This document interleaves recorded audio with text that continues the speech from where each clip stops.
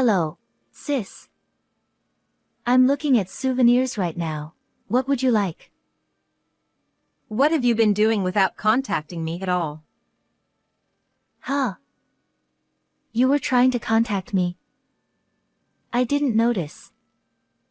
Did something happen? How can you be so carefree? We're at the funeral right now. Funeral? What do you mean? Whose funeral? It's your daughter's. What? What do you mean? My niece Melissa collapsed the same day my sister left her with me to go on a trip. Despite knowing she had a fever, my sister left her child behind. I tried to contact her many times, but there was no response at all. By the time she finally got back to me, it was already too late. I felt nothing but anger. I've been married for 4 years, but the struggle of not being able to have children has been weighing on me. Right after getting married, we made plans to start a family and tried many times, but unfortunately, we haven't had any success so far. My sister had a shotgun wedding 2 years ago but divorced her husband within 6 months. Since then, she's been constantly pushing the responsibility of her child onto me. It's like practice for when you have kids in the future, isn't it? So it's fine, right? My sister always says this when she leaves her child with me. Every time, it leaves me with mixed feelings, but since it's not my niece's fault, I always agree to take care of her.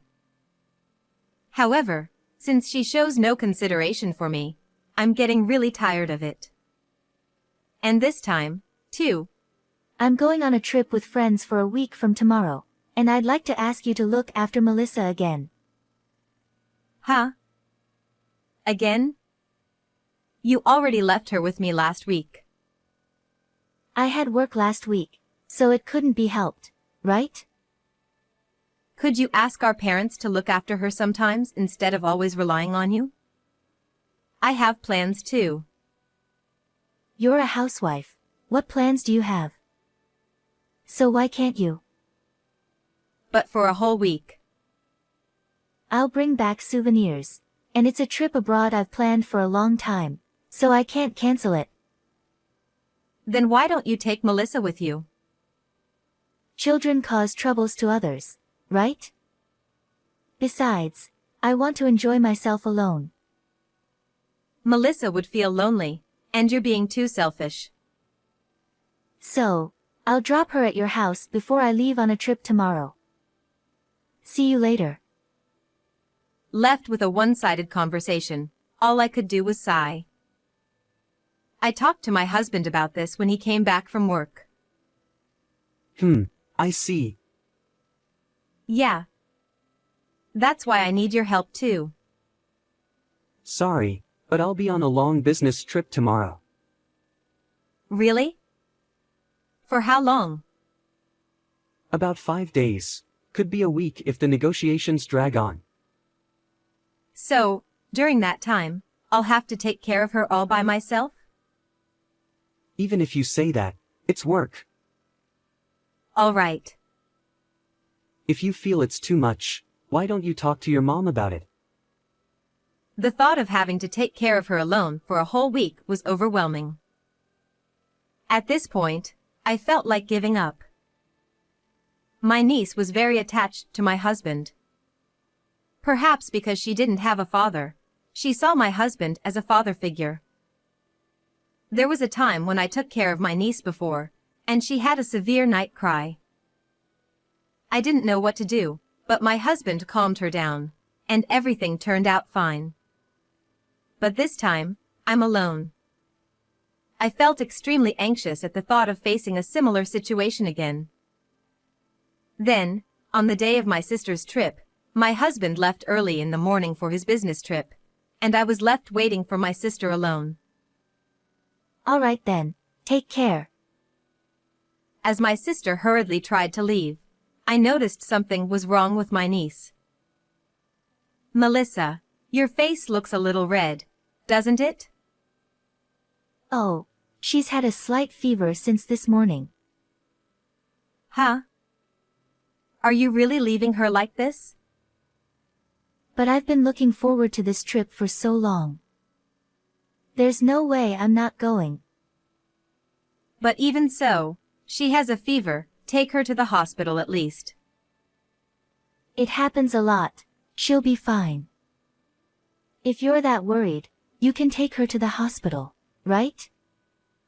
Well, I have to go now. There's not much time left until my flight. Wait.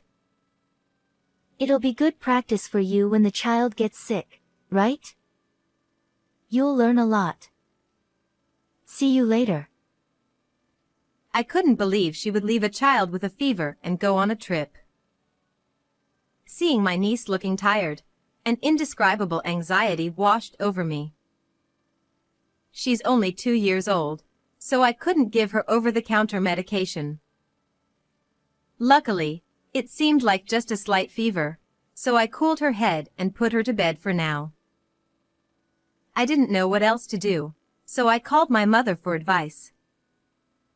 Mom, my sister left Melissa with me again, and this time she's gone on a trip. And Melissa seems to have a fever. What should I do? Calm down. How high is her fever? Right now, it's just a slight fever, but...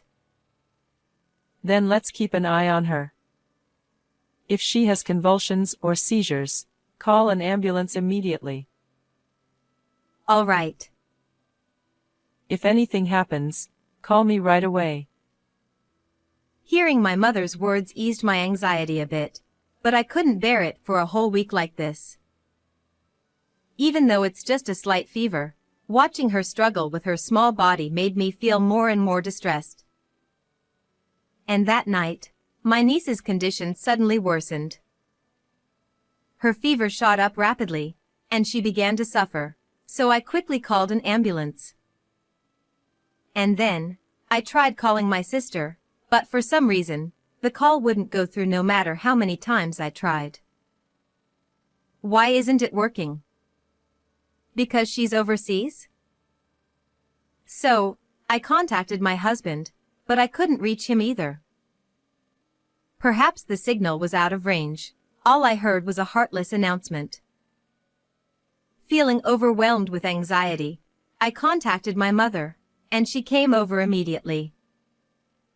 Mom, what should I do?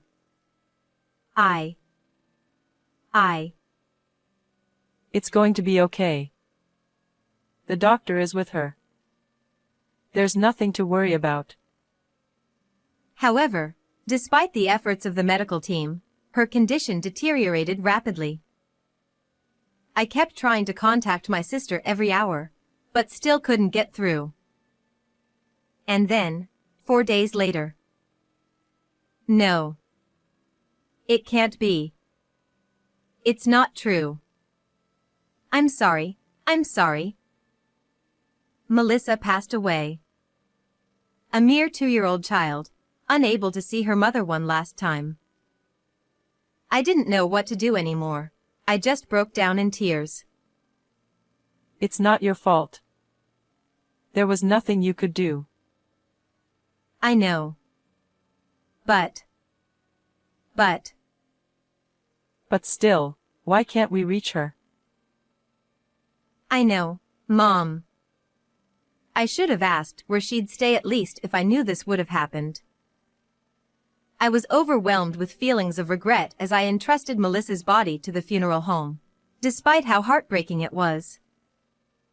With no way to reach my sister or my husband, I couldn't even discuss what to do next.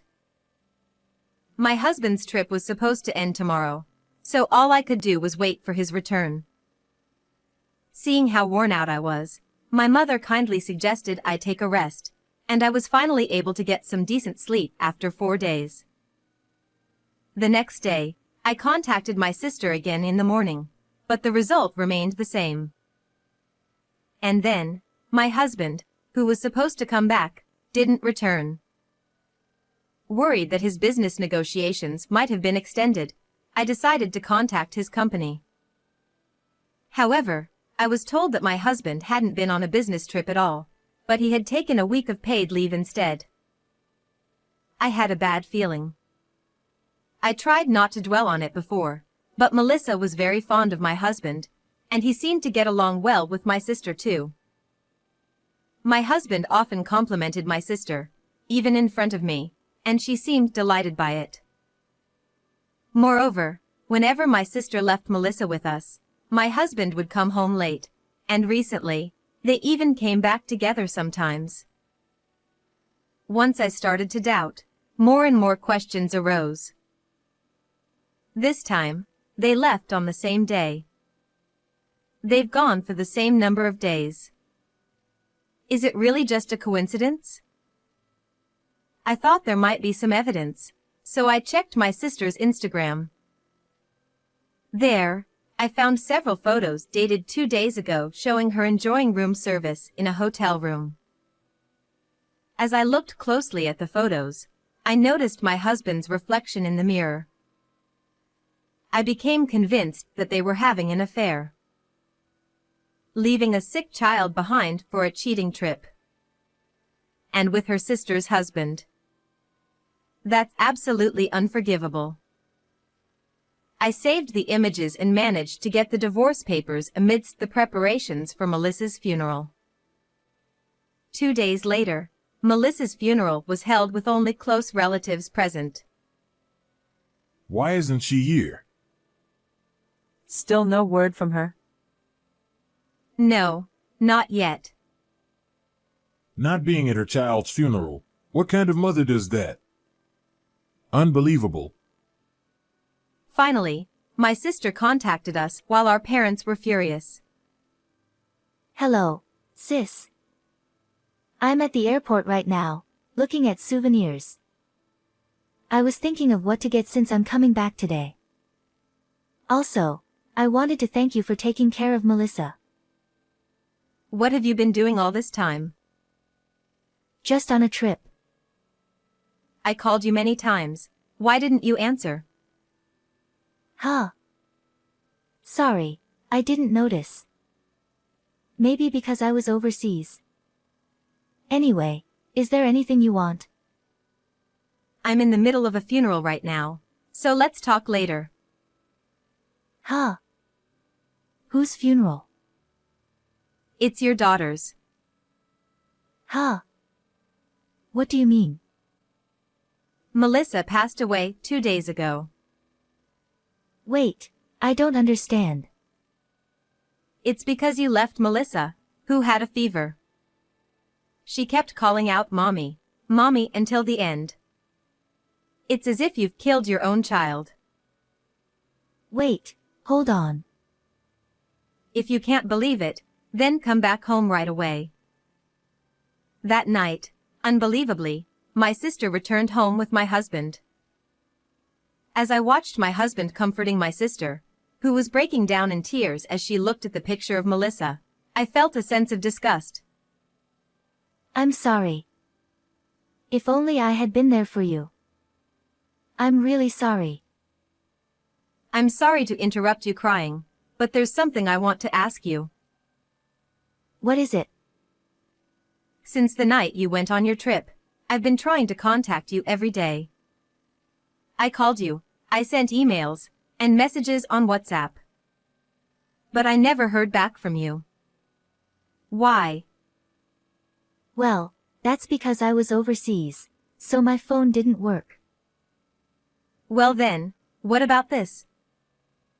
Then, I showed my sister the photos from her Instagram. This was posted 4 days ago, right? If you were able to post, it means at least you had internet in the hotel, correct?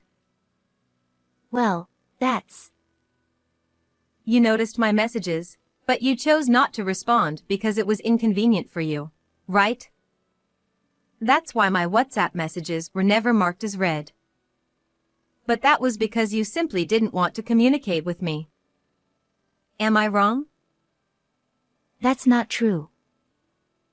Well then, Let's ask the other person in this photo. Other person. Hey, did you enjoy your trip with my sister? Ha! I zoomed in on the photo and showed it to my husband and sister.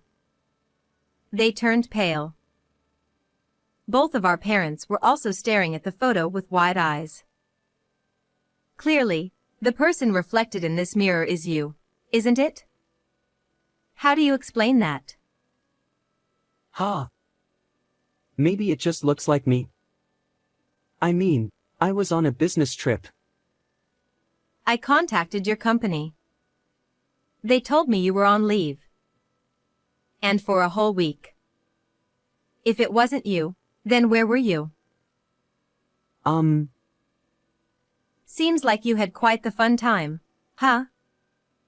Posting a photo like this. But you were a bit careless, weren't you? I never thought I'd be caught like that. I'm sorry. Finally, both of them admitted to their affair. Our parents were furious. What on earth are you two doing? Leaving your child to go on a cheating trip is utterly disgraceful. You're not my child anymore. I've tolerated you because you're a single mother, but do you know how much money I've given you all this time? I want it all back, but consider it severance pay. I don't want to see your face anymore. Wait a minute. Mom, Dad. Shut up. Don't ever come back here again. Can't you say something to them? What do you want me to say? It's all your fault. You should spend the rest of your life regretting what you've done. I couldn't forgive my sister for disregarding the life of my child, so I spoke harshly. My sister continued to apologize to Melissa, crying, but Melissa wouldn't come back. And of course, I also couldn't forgive the husband who stood by her all along. You're not off the hook either. What? What do you mean? Here, sign this immediately. We'll discuss alimony through my lawyer, so be prepared. A divorce agreement? Why? Why? Isn't it obvious? I can't believe you cheated with my sister. I don't want to be with someone so disgusting.